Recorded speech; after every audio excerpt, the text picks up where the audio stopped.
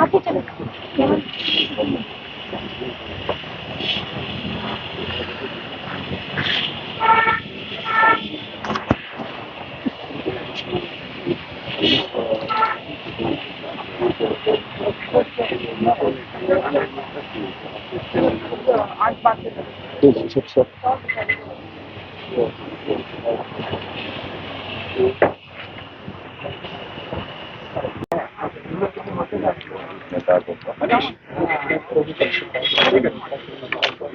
आप वहीं पे रुके थे? नहीं, मैं अभी यहाँ शिफ्ट हो गया। ये कौन सा है?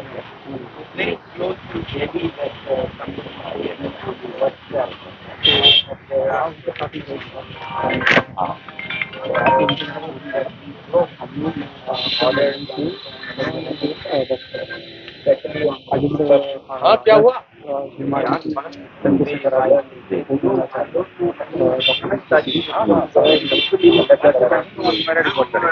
Prohibited and when you get down, it's like jungle. There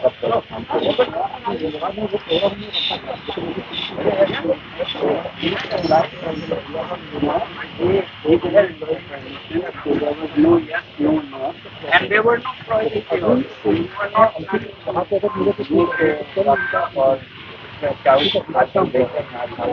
to walk. So therefore, there was no reason to fear that you get down on the bus 1 or 2 hours before. By that time, we were on the bus to we had planned, and we said, okay, you have prohibitory orders, then we go to Haryana. Police said, but now you are already Delhi. And they were asking us to go back to their और मेरा सारा check करा के रखिए।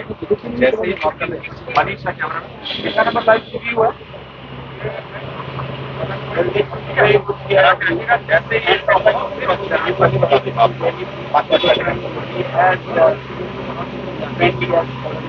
where possible, try whatever facility, but they were not at all prepared for, if they had known and there was prohibited or who violated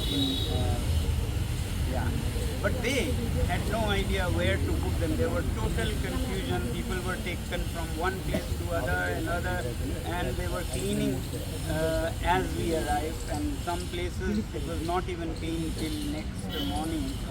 So while where possible they gave good facilities in the station where I was, they were kept in the open. These 17,000, 12,000 feet people in the heat of Delhi under the open sky, with nothing on the floor except a gari. So it was very difficult. Open to mosquitoes, they could have had dengue.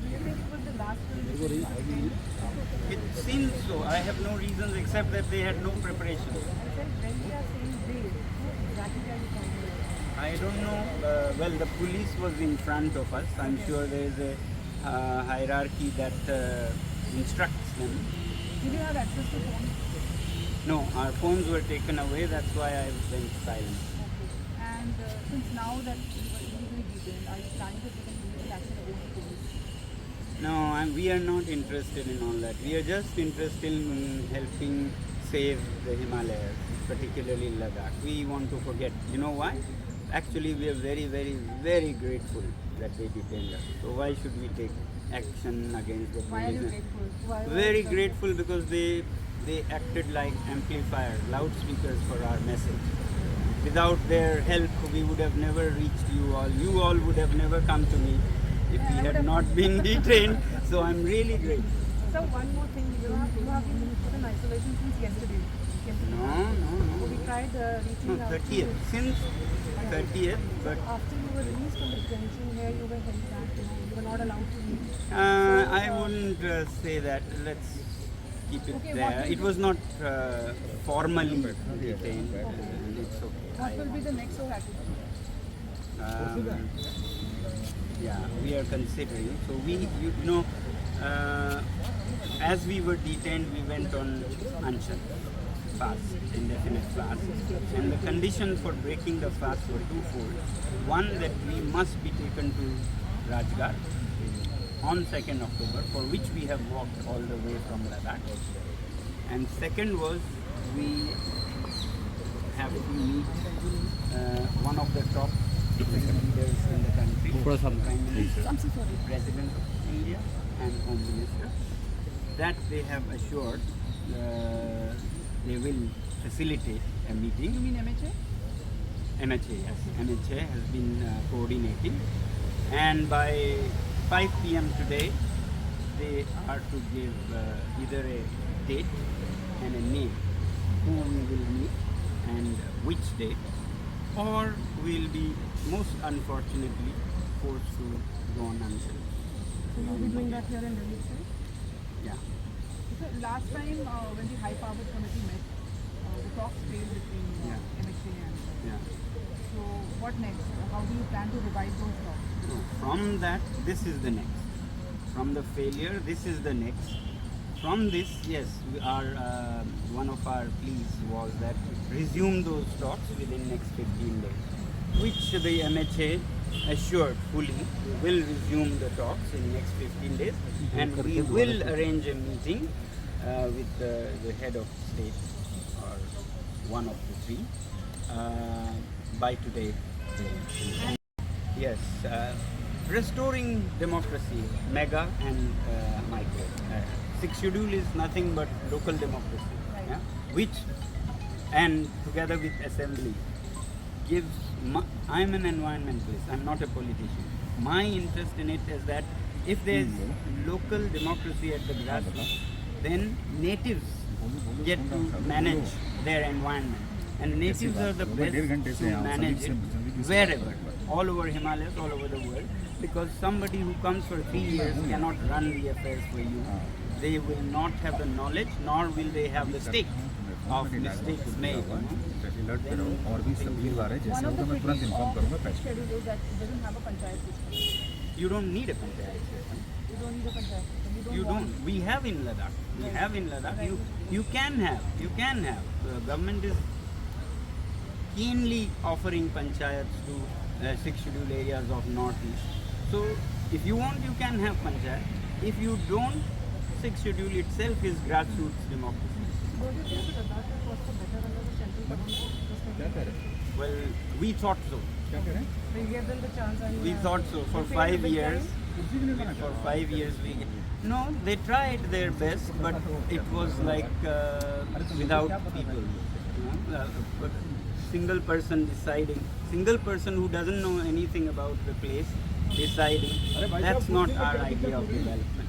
So what kind of development were you looking for that the government has failed to deliver? None, except for some roads. Very little has happened because UT hasn't really formed. You know, current UT of Ladakh is being run by the hands of districts. Previous districts became a UT and they almost have the same people. They haven't recruited a single officer for the last 5 years. So how will they be able to develop the place? So therefore it is all on outsourced workforce and so on. While local youth are jobless for 5 years, their age is, over. Is there a fear of No. large corporates also, just last question, large corporates also taking over land? land Not a and- fear, it's happening as we speak. As we speak, there a Pashmina specific herders from Changtang Plains are completely under threat of being removed from, dislocated from their place, and an ancient occupation will be eliminated from the face of the earth. Pashmina, which brings India, I don't know, millions or billions of dollars in revenue, foreign currency, hard cash, that will be destroyed to produce electricity. Electricity for who? Delhi, Mumbai and Punjab and so on. We are Sonam Wangchuck जी जो कि लद्दाख से दिल्ली आए हैं, इनके साथ लद्दाख से ही 150 से भी ज़्यादा लोग दिल्ली आए हैं। क्या है इनकी मांगे, किस लिए इन्हें लद्दाख से दिल्ली वो भी पैदल आना पड़ा, जानते हैं सोनम सर से। सर सबसे पहले तो हम आपकी मांगों को जानना चाहेंगे कि आप हमारे माध्यम से थोड़ा डिटेल में बताइए क्या क्या डिमांड्स हैं। नमस्कार। तो लद्दाख की मांगे पिछले 5 सालों से रही हैं। 4 बिंदु हैं जिसको कि ले के एपेक्स बॉडी और कारगिल के KDA ने आगे बढ़ाया है। और मैं एक एनवायरनमेंटलिस्ट हूँ, क्योंकि इनके मांगे बहुत सेंस बनाती हैं एनवायरनमेंट को कंजर्व करने के लिए, कल्चर को कंजर्व करने के लिए, इसलिए मैं इनका समर्थक हूँ। तो मांगे हैं, एक तो रेस्टोरेशन ऑफ डेमोक्रेसी, स्टेटहुड, दूसरा restoration of democracy at the grass roots for indigenous tribal people which is guaranteed under the 6th schedule article 144 of the Indian constitution. ये दोनों तो डेमोक्रेसी के लिए। अब मैं बताऊं डेमोक्रेसी क्यों ज़रूरी है एनवायरनमेंट के लिए। जो स्थानीय समुदाय हैं, खासकर जनजातीय समुदाय इन पहाड़ों में रहते हैं, उन्होंने इन पहाड़ों को, इस पर्यावरण को हज़ारों सालों से संभाले रखा है और इनकी निवेश है, स्टेक है आगे भी रखने का। तो इनके हाथ में जब तक कुछ भी नहीं होगा, इनकी आवाज़ नहीं होगी, तो गलतियां होंगी और बहुत खरीद फरोख्त भी होगा। तो इसलिए बहुत ज़रूरी है कि स्थानीय समुदायों को आप साथ लें। तो 6th शेड्यूल यही गारंटी देता है कि स्थानीय समुदायों के सहभागिता के साथ ही आप विकास करेंगे मगर सहभागिता होगी सबकी, एक आदमी बैठ के नहीं करेगा जो अभी हो रहा है। तो ये है 6th शेड्यूल और स्टेटहुड। फिर तीसरे नंबर पे वहाँ के युवा बिल्कुल बेरोज़गार हैं, 5 सालों से कोई ऑफिसर अपॉइंटमेंट नहीं हुआ। ये सिर्फ युवाओं के लिए नहीं प्रॉब्लम है, उनके लिए तो है ही। 5 साल कोई बिना बेरोज़गार रहे तो आप सोचिए कैसा होगा। और दूसरी तरफ आपकी आवाज़ ज़बान नहीं हो तो फिर ख़तरा है कि ये युवा कहीं भी गलत डायरेक्शन में जा सकता है। तो एक बहुत बड़ा रिस्क थ्रेट है गवर्नमेंट ऑफ इंडिया के लिए एक सेंसिटिव बॉर्डर एरिया में। दूसरी तरफ यूटी गवर्नमेंट के पास हाथ नहीं है काम करने को, इसलिए उनके आधे फंड्स तो वापस जाते हैं। ऐसा कैसे होता है सर? जी, आप सुनते हैं लद्दाख का बजट बहुत बढ़ाया गया है, 6000 करोड़ किया है, आधे से ज़्यादा वापस जाते हैं क्योंकि उनके पास खर्चने के लिए लोग नहीं है। डिस्ट्रिक्ट के ऑफिसर्स चला रहे हैं यूटी को क्योंकि नियुक्तियां हो नहीं रही हैं। यूथ फ्रस्ट्रेटेड है, जो यूटी गवर्नमेंट में है वो फ्रस्ट्रेटेड है क्योंकि उन पर दुगना तिगना काम डाला है और नहीं हो पा रहा है, इसलिए फंड वापस जा रहे हैं। ये कैसा मैनेजमेंट है? सर, अभी आपकी पद यात्रा के बारे में बात करते हैं। आप लोग पैदल आए हैं वहाँ से यहाँ से, क्या क्या परेशानियाँ आप लोगों को बीच में झेलनी पड़ी? और एक और सवाल, आपको क्या लगता है कि क्यों लद्दाख की आवाज़ दिल्ली तक पहुँचने में इतना वक्त लग जाता है? तो आवाज़ तो कई सालों से हम देते रहे हैं, अनशन पे भी रहे हैं। अब की बार हम चल के आ गए दिल्ली ताकि पास से आवाज़ दें, मगर हमारा स्वागत थोड़ा उम्मीद से अलग था। जो भी हो अच्छा ही था। तो ये है समस्या कि हम आवाज़ देते आए हैं। दिक्कतें तो बहुत हुई, अनशन पे बैठे तब भी दिक्कत हुई। आप सोचिए कोई 21 दिन भूखा रहे तो आसान तो नहीं है। वैसे ही 1 महीना 1000 किलोमीटर लगभग हरियाणा वाला हम बस से आए, इसलिए 850-800 होगा। तो इतने देर आने के बाद वो भी दुनिया के सबसे ऊंचे पहाड़ों और दर्रों से होते हुए, लोगों के पैरों में छाले हैं, बहुत कुछ हुआ, मगर ये हमें असर नहीं करता क्योंकि हम ये क्योंकि हम ये अब छाले पड़े हैं तो थोड़ा उसका सुनाए ना। आप तो चले नहीं तो उसके बावजूद हम ये दुख खुद पे दे रहे थे क्योंकि हमारा मानना है गांधी जी के सिखाए रास्ते पर कि दुख दें तो खुद को दें, किसी और को नहीं दें पीड़ा। और ऐसा दुख लें अपने ऊपर कि अगले वाले को थोड़ा जिम्मेदारी महसूस हो या शर्म आए कि हम ये क्या कर रहे हैं इनके साथ। तो इसलिए हम चल के आए हैं, इसलिए हम भूखे बैठे हैं और बहुत ही शांतिपूर्ण आए हैं। किसी दल या राजनीति से कुछ नहीं है। हरियाणा में चुनाव थे, हम वहाँ से लांग के आए, कश्मीर में चुनाव थे, उसे हमने छोड़ा। इस तरह से हम आए हैं, तो उम्मीद है अभी भी सुनी जाएगी। आप सर, आपको क्या लगता है कि लद्दाख की आवाज़ क्यों इतनी देरी से सुनी नहीं जाती है? मतलब ऐसे इग्नोरेंस क्यों है? ये तो आप हम खुद हैरान हैं। आप कभी पूछिएगा हमारे नेताओं, शीर्ष नेताओं से, गृह मंत्री, प्रधानमंत्री से कि सिर्फ सुनी नहीं जाती, नहीं, वचन लिखित में देने के बाद भी क्यों नहीं सुनी जाती? मतलब एक तो है अपील कहना, वो तो आपका हक है नहीं सुनना, मगर आपने एक वचन लिख के दिया है, उसको क्यों नहीं सुन रहे हैं? ये जो वचन लिख कर दिया, इसके बारे में थोड़ा आप बताएंगे? तो ये चुनाव घोषणा पत्रों में है, मैनिफेस्टो में था ऑलरेडी ये। जी, मुझे मिल रही है आपकी आवाज़। हाँ हाँ, Trip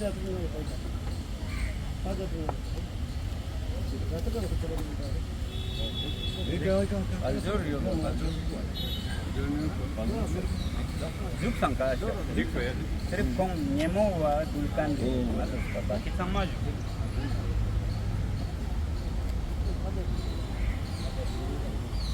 जी जी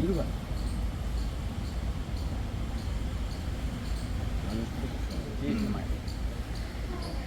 पेंशन का कोई ऐसा योजना नहीं थी। हम तो सीधे बस से हरियाणा को लांघते हुए अवॉइड करते हुए आ रहे थे, क्योंकि वहाँ चुनाव हो रहे हैं और हम उस पर असर नहीं डालना चाहते थे।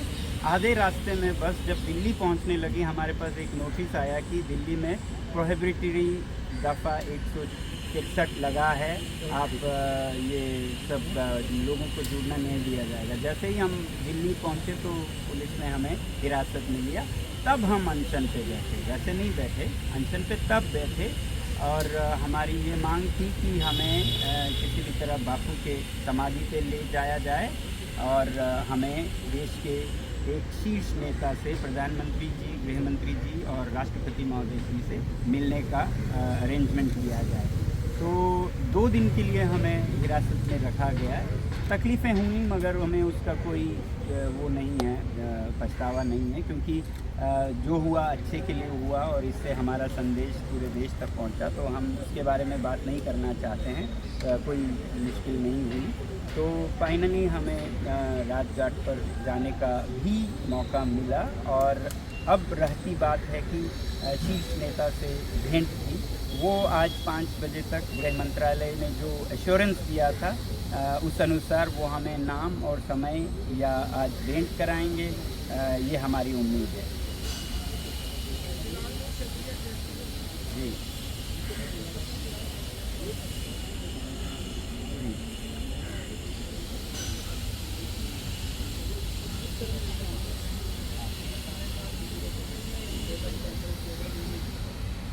नहीं, हमारी तो पूरी उम्मीद है कि प्रधानमंत्री जी से मिलेंगे।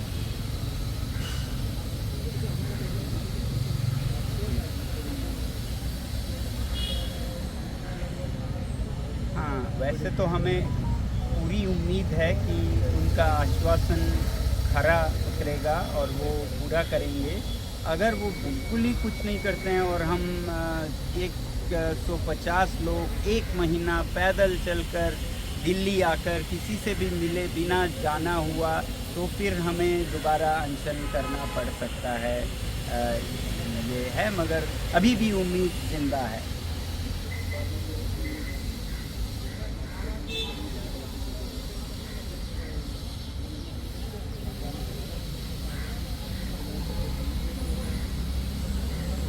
जी जी, हमने बिल्कुल कहा है यही।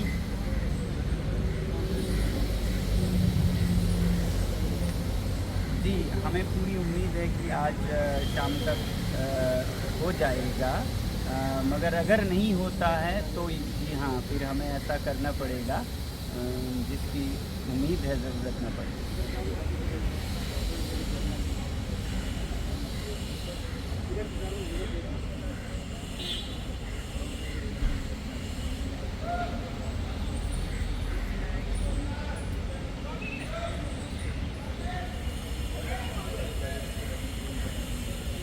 वो तो मांगें वही हैं जो पहले से थी।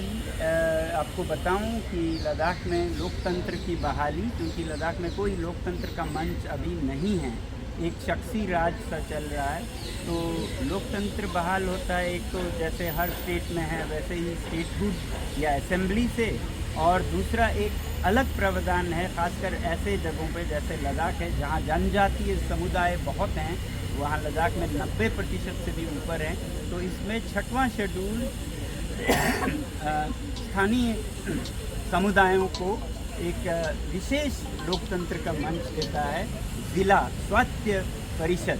तो इसकी मांग है, और मैं खुद तो वैसे एनवायरमेंटलिस्ट हूँ, मगर मैं इसका इसलिए समर्थन कर रहा हूँ क्योंकि जब स्थानीय लोगों की भागीदारी होती है तो पर्यावरण का सबसे अच्छा प्रबंधन होता है, क्योंकि वो हज़ारों साल से रहते आए हैं और उन्हें रहना है, तो वो उसकी देख रेख बेहतरीन करेंगे।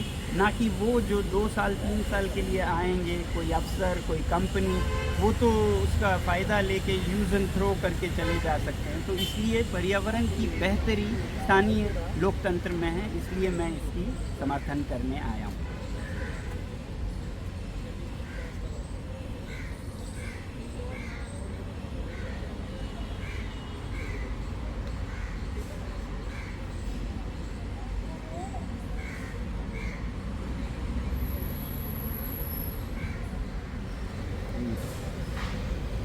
जी, इसके बारे में हर कोई आश्चर्यचकित है, क्योंकि 2019 में लिखित में वचन दिए गए थे कि लद्दाख को 6वें शेड्यूल में लिया जाएगा। ये सरकार की तरफ से ही आए और ये चुनावी घोषणा पत्रों में पहले नंबर पे हैं। इसके आधार पर चुनाव जीते गए, लोगों ने घर जी भर के समर्थन दिया।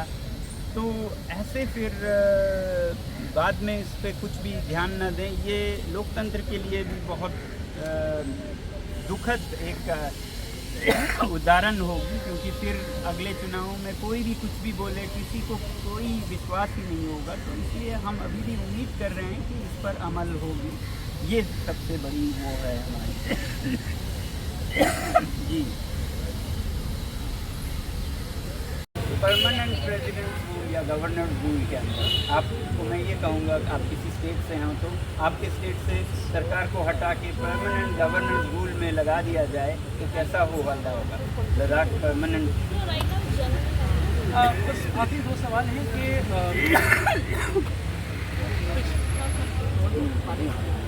पिछले साल एक सर्वे आया था जिसमें कहा गया था कि लद्दाख में बेरोजगारी का दर देश में दूसरा नंबर पर था।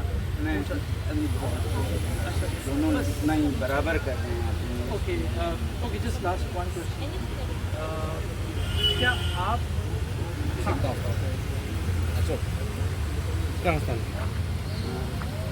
जब 5 अगस्त 2019 को जब ये तो लद्दाख में सेलिब्रेशन हुए थे, इन हाइंडसाइट जब आप इसको देखते हैं सेलिब्रेशन विदाउट नोइंग कि आगे क्या आने वाला था, तो क्या आप 5 अगस्त 2019 को अब कैसे करेंगे?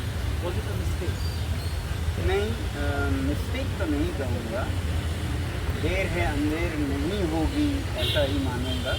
तब हमने ये सोचा था कि इस नीति के साथ असेंबली भी होगी और जो संरक्षण 6वें शेड्यूल से उम्मीद करते थे और जिसका लिखित वादे किए वो भी होंगे। अब पता चलता है उसके बाद कि असेंबली भी नहीं है, वादे किए उस पर अमल में देरी हो रही है अभी, तो मैं ये कहूँगा। तो ऐसे में हम कहते हैं ना, बच्चा रोए नहीं तो माँ भी भूल जाती है दूर से। तो हम सोच रहे हैं हमें दूर हैं तो भूल गए हैं, तो इसलिए हम रोने आए। अगर आपकी यहाँ मुलाकात सक्सेसफुल नहीं हुई तो क्या होगा? तो ये चलता रहेगा और शायद हमें फिर से अनशन पे जाना पड़े, क्योंकि सरकारें जब नेता वादे करते हैं तो ये जनता की जिम्मेदारी है कि उन वादों को पूरा करवाना, नहीं तो सरकारें भूल जाएंगी।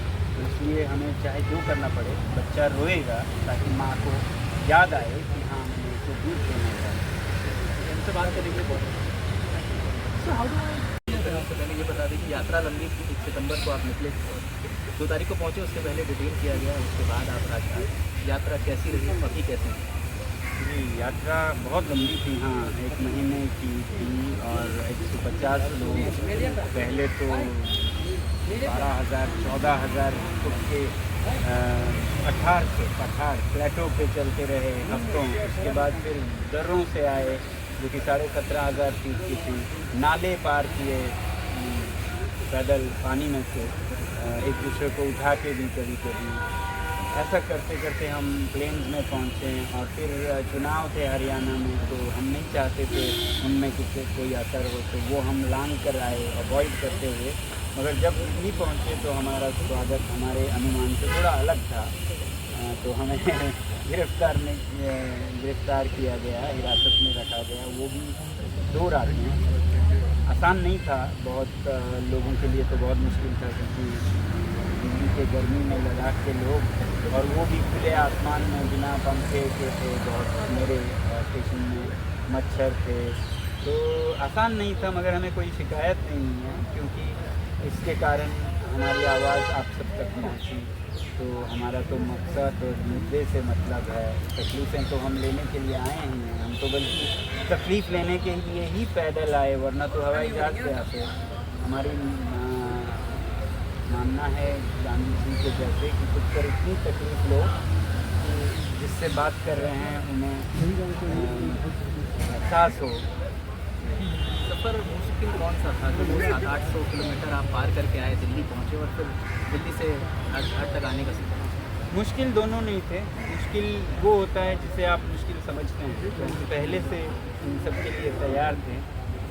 मुश्किल नहीं था, यहाँ आके आसान नहीं था, मगर क्योंकि अंतों का दुआ जो होता है ठीक होता है, तो ऐसा प्रचार इस मुद्दे का हुआ। पर्यावरण के बारे में जो हमारे संदेश थे वो लोगों तक पहुंचा, जिससे हम खुश थे। जो हुआ शायद जब आप देर शाम हम राजघाट में मौजूद थे, जब आए पाए, तब शायद आपको ऊर्जा ज़रूर मिली होगी, क्योंकि इतने लोग आपके स्वागत के लिए आए थे। वो अलग बात है ना, आपको किसी से मिलने दिया जा रहा था, उस हिसाब से जिस हिसाब से मिलना चाहते थे। स्टूडेंट्स भी वेट कर रहे थे घंटों से। हमने बात करी, कोई सुबह से वेट कर रहा है कि अब आएंगे, मगर वो आप टाइम बढ़ता जा रहा है। तो शायद उससे आपको पॉजिटिविटी लगी हो कि इतने लोग हमारे साथ हैं। हाँ, हमें बताया गया जब तक हम पहुँचे 9-10 बजे, तब तक तो आधे लोग चले भी गए थे, मगर फिर भी इतने थे कि हम दब जाते लोगों के भीड़ में। ये डर था, वो भीड़ में देख रहा था। जी। तो हाँ, लोगों ने इतनी समर्थन दी पूरे सफ़र में। मतलब यहाँ तो हम हैरान रह गए कि किस तरह से लोगों में उत्साह है, आप लोगों में कितनी उत्साह है। पूरे रास्ते में, पुलिस स्टेशन में, मतलब वो बहुत अच्छे लोग थे पुलिस में। उनको सिर्फ ऊपर से आया है, क्या करें, मजबूर हैं, वरना वो लोग मतलब मोहब्बत और प्यार टपक रहा था उनसे। मगर वो किसी को आपसे मिलने नहीं दे रहे थे। हम लोग बवाना के बाहर खड़े थे, पहले दिल्ली के सीएम आतिशी आई वहाँ पे, उसके बाद पूर्व गवर्नर सत्यपाल मलिक भी आए, मगर किसी को मिलने नहीं दिया। मैं उन सब का बहुत बहुत धन्यवाद करता हूँ, और मैं क्षमा मांगता हूँ कि उनको आना पड़ा और आकर मिलने नहीं दिया गया। शायद उनके ऐसे कारण होंगे प्रशासनिक, मुझे नहीं मालूम, मगर मैं क्षमा मांगना चाहूँगा। विपक्ष की तरफ से किसी का कॉल आया? क्योंकि जब आपके डिटेंशन की खबर आई तो लगातार सभी जो प्रमुख नेता हैं, राहुल गांधी ने भी ट्वीट किया, अखिलेश यादव ने भी ट्वीट किया, अरविंद केजरीवाल ने भी ट्वीट किया। मैं सबका समर्थन करता हूँ, विपक्ष और पक्ष। पूरे हिमाचल से, लद्दाख से आते हुए भारतीय जनता पार्टी के सारे रास्ते में लोग हमें बोलते हैं कि हम आपके साथ हैं। पर्यावरण का मुद्दा ये पार्टियों, दलों और धर्मों के ऊपर है, हम आपके साथ हैं। हिमाचल में तो बीजेपी के कार्यकर्ता हमारे साथ चले, उनके जो कैंडिडेट थे एमपी के, वो हमसे मिले, सब कहते हैं कि हमारा दिल आपके साथ है।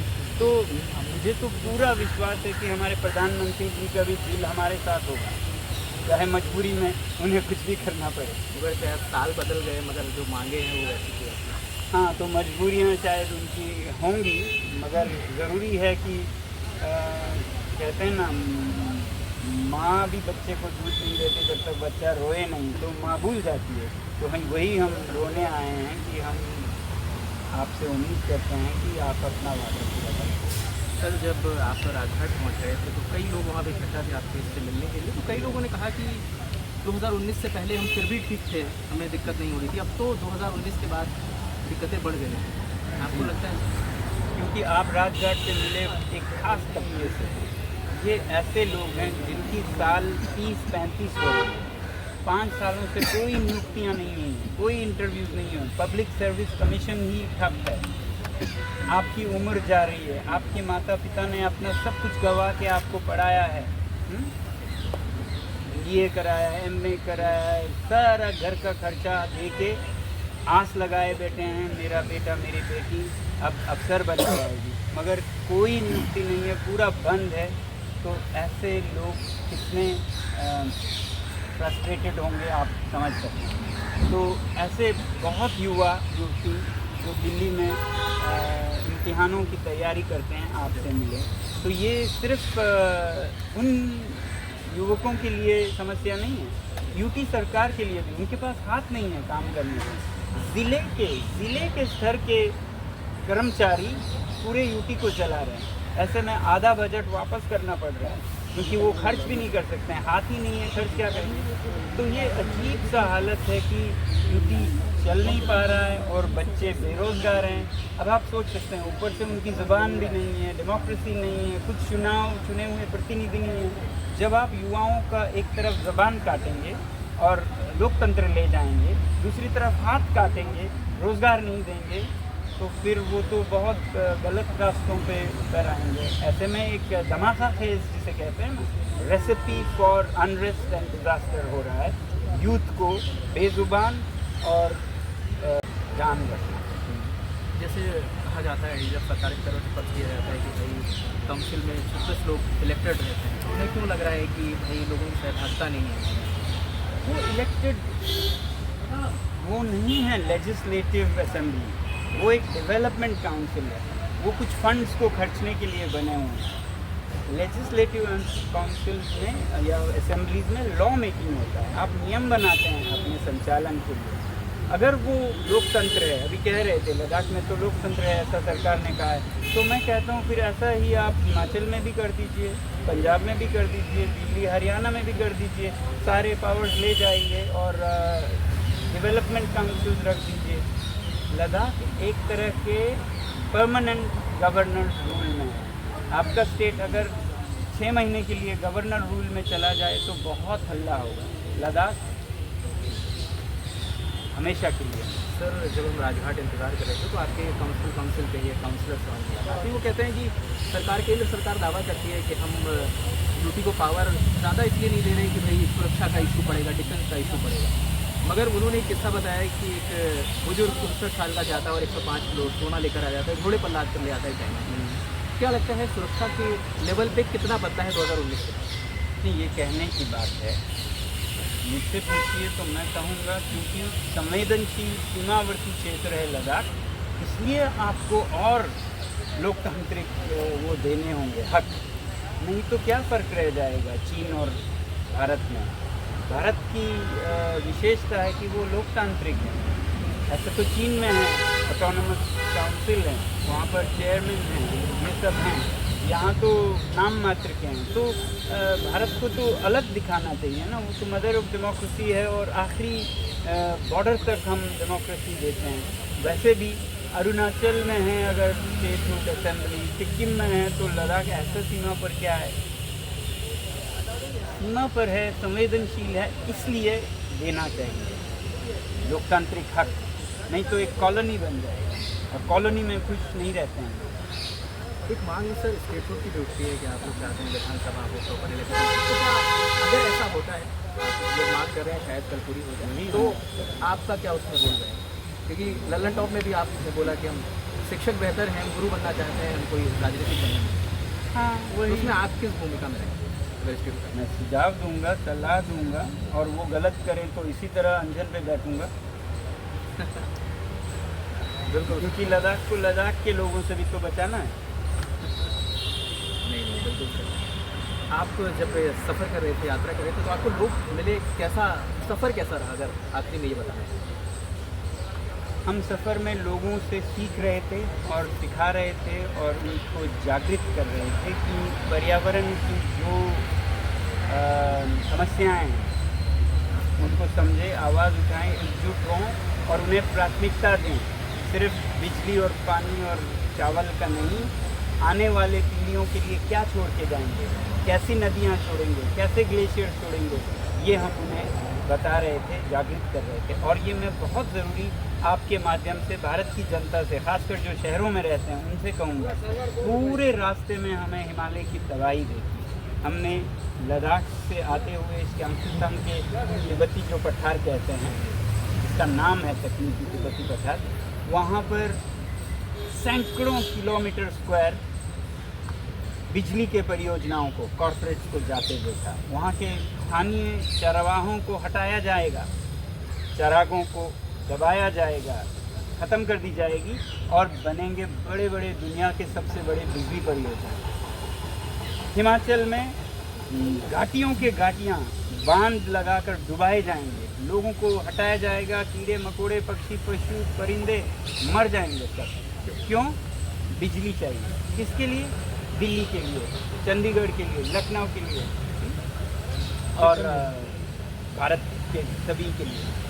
अब मैं सोच में पड़ गया कि अगर इस बिजली से किसी मरीज़ का इलाज होता है उपकरणों से अस्पताल में, हमें खेत नहीं है, हमारी कुर्बानी है। किसी बच्चे की पढ़ाई होती है रात को बिजली में, तो बहुत खुशी है हमें, हमारी कुर्बानी है। मगर जैसे जैसे मैं उतरा चंडीगढ़ से दिल्ली तक, मैं देखता हूँ 45 डिग्री के गर्मी में आपके घरों में एसी चला रखे हैं, एक नहीं 4-4, 5-5, और जहाँ बाहर 45 डिग्री है, 28 डिग्री बहुत शीतल है, 16 डिग्री पे 18 डिग्री पे करके बड़े बड़े रज़ाई पहन के सो रहे हैं गर्मियों में, जो रज़ाई हम लद्दाख में नहीं पहनते। ये पाप है, ये पाप है, क्योंकि अनजाने में पाप है। आपके माध्यम से बताऊंगा कि आप लोगों को नहीं पता है, जब आप एसी चलाकर रज़ाई में सोते हैं तो आपके एयर कंडीशन से जो टपकता है वो पानी नहीं है, खून है उन पशु पक्षियों का जिन्हें डुबाया गया, उन कीड़े मकोड़ों का, उन चरवाहों का जिनको हटाया गया। आपकी ज़रूरत की बिजली के लिए हम बलिदान देने को तैयार हैं, आपकी ज़्यादतियों के लिए नहीं हैं हम। आपके रज़ाई पहनकर लंदन बनाने का दिल्ली की गर्मी में ये सरासर गुनाह है, पाप है, और इसके वजह से हमारे पहाड़ के पहाड़ जा रहे हैं, घाटियाँ जा रही हैं, चरागे जा रहे हैं। मैं तो सोचता हूँ, यहाँ मैं जहाँ ठहरा हूँ मैंने एसी चलाया नहीं, चलाया भी तो 30 डिग्री पे रखा और पंखे के साथ, जिससे कि 10-20% प्रयोग होता है। 10-20% में मैं खुशी से रह सकता हूँ, तो फिर मैं 10 गुना बचा सकता हूँ। आप अगर 10% से खुशी से यहाँ जिए हैं, बिजली इतना प्रयोग कीजिए, इतना there is enough for everyone's need, but not for everyone's greed। तो आपका नीड है 10%, और हमारे सारे पहाड़ के पहाड़ उजड़ रहे हैं। अगर आप 10% लेते तो 90% पहाड़ बच जाते, 90% नदियाँ बच जाती हिमाचल की, लाहौल स्पीति के, जिनके कि पूरे गांव डूबने वाले हैं अगले कुछ दशकों में। क्यों? आपके भूख के कारण, आपके शहरों में रहने वाले लोगों के ज़रूरत होती तो समझ जाते, ज़्यादतियों के कारण, ये जो ग्रीड है। तो मैं आपके दर्शकों से, जनता से कहना चाहूँगा, आप अपनी ज़रूरत को घटाएं, डिमांड साइड को कम करेंगे तो सप्लाई साइड कम होगा। तो सरकार को क्यों ज़रूरत पड़ेगी 13,000 मेगावाट की? वो कहेगी इतना तो यूज़ नहीं होता, अब तो लोग समझदार हो गए, हमें सिर्फ 2,000 मेगावाट चाहिए। तो हमारे चरवाहे राहत की सांस लेंगे, हिमाचल के मछलियाँ, हिमाचल के पशु पक्षी, गाय बकरी, वहाँ के जनजातीय लोग आपको सलाम करेंगे। तो आप जब बिजली जाया करते हैं, लाइट ऑन रखते हैं, गाड़ियों में बेकार घूमते हैं, तो सोचिएगा जो खर्च हो रहा है वो सिर्फ आपका पैसा नहीं है, लोगों की जानें हैं, आपके हाथों में खून लगा है। तो क्या प्रधानमंत्री जी की तरफ से किसी की बात हुई आपकी तरफ से, या गृह मंत्रालय की तरफ से कोई कॉल है, कोई कोऑर्डिनेशन हो रहा है? कोऑर्डिनेशन हो रहा है, हमें उम्मीद है, उन्होंने आश्वासन दिया है कि हमसे मिलेंगे प्रधानमंत्री जी या फिर राष्ट्रपति जी। हमें उम्मीद है वो जो आश्वासन दे रहे हैं उसका कोई माने होगा, पिछले आश्वासनों जैसा नहीं होगा। एक बार फिर तेरी महफिल में किस्मत आजमा कर हम भी देखेंगे। किससे बात हुई है सर मंत्रालय में आपको? धन्यवाद। ये अच्छा था जो एंडिंग था, वहीं पे नहीं समझ आता। वहीं पे ले लेंगे।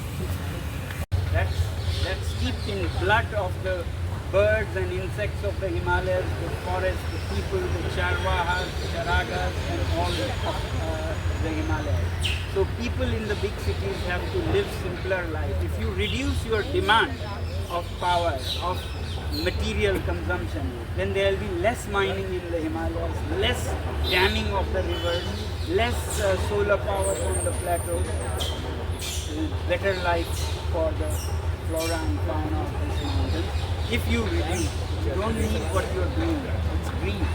So I urge you to reduce it by half, or actually 10% of what you use or misuse is enough.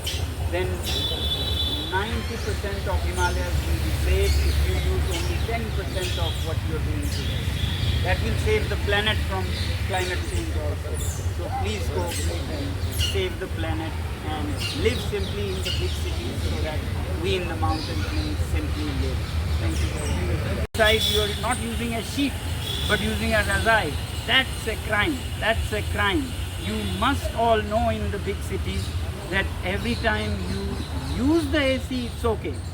Use it at 28 degrees. It's very pleasant, good.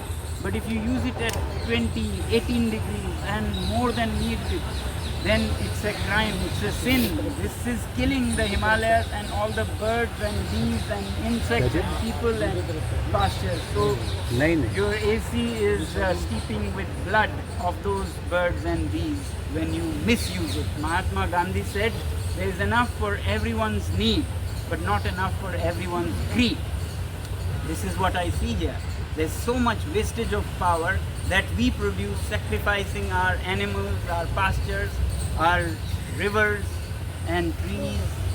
Yeah, so please live simply in the cities so that we in the mountains simply live. People love you as an innovative and hopeful man of Ladakh. They love your innovation, what you did in Ladakh. What's your next step if the talks get changed? Well, it's an innovative form of protest, but the innovation was done by Mahatma Gandhi, whose idea was we will not give pain to others, we will give pain to ourselves. So we walk to give pain to ourselves. We stay on Anshan to give pain to ourselves so that the other side realizes their mistakes and solves the problem. So we may go on Anshan again if the need is. We hope there is no need. We will meet the leaders. We have come walking all the way, so we'll meet the leaders and go happily, and the story will end with a happy ending. How strategically important Ladakh is for India? Looking at it as China. I'm saying exactly for that reason Ladakh should get the people who are at the border should have some say in how it is managed. Otherwise, you are taking their democratic rights and giving nothing in return. You will lose the favorable, friendly, patriotic people of Ladakh. Wars that have taken place in Ladakh, whether in the 48 war, 62 war, 65 war, 71 war, 99 war, all of them were won with the support of the people of Ladakh. Now that is what India can show to the world. This is one reason where people are as good as our soldiers. That edge will be lost. The other viewpoint is the army wants to build some infrastructure, then they have to take permission from the local government. Of course, for military, for security, anything is, of course, for them. National security is the top thing. People in Ladakh are highly patriotic. If I have doubts about people in Delhi, not about Ladakh. So, for national security, this will not come in the way at all. It's mainly to stop, corporates who may not care about nature, environment, such things. Not for military, of course not. We are talking about People who give their lives, who go to the war battlefield, bring injured soldiers on their shoulders. You think they will not care about national security? You have taken any soldier from battlefield? Have you? Have you taken food for soldiers fighting, cooked in your own home? So you have no right to talk about the patriotism of people in Ladakh. I'm not questioning You people's meaning, patriotism. not you, those who are, who you represent when you say, people say that national I'm just talking about the other side of the coin. This is also yeah, really I'm important. talking about the other side also. By you, I don't mean Mr. X. No, you've been advocating protection of fragile ecology of the Himalayas. Why is it so important, not only for Ladakh, but people at large, people in the mainland? First of all, Ladakh is part of the Himalayas, which is called the third pole of the planet, which hosts most fresh water after North Pole and South Pole, which gives water to 1/4 of the world's population. All of North India depends on our glaciers. So today it's our turn, tomorrow it will be yours. It's like shooting your own feet. If you don't take care of the Himalayas, tomorrow you will go thirsty. your children will. So corporates may not care what happens to your children. You have to care. Therefore, we want all the people in Delhi, Punjab, Haryana, Bihar, UP, up to West Bengal who depend on Himalaya to take timely steps for your own children. Since you're talking about corporate, I have one question regarding one mega solar power project which the government has proposed. So for that, government is going to acquire huge tracts of land. Yes. What impact will it have on the pasture land, on the communities in Ladakh? If it is done without consultation with the people, that is our problem, not the solar projects. Solar projects are very good, but it should be carried out with the people on board. If it is done in ignorant ways and damaging ways, then entire population of Champa nomadic herders will be wiped out. They will be thrown away. You will have power for Delhi and Punjab, but Ladakh will lose its 1,000-year-old culture and way of life. Now you're waiting from the government to hear. This is going on and on.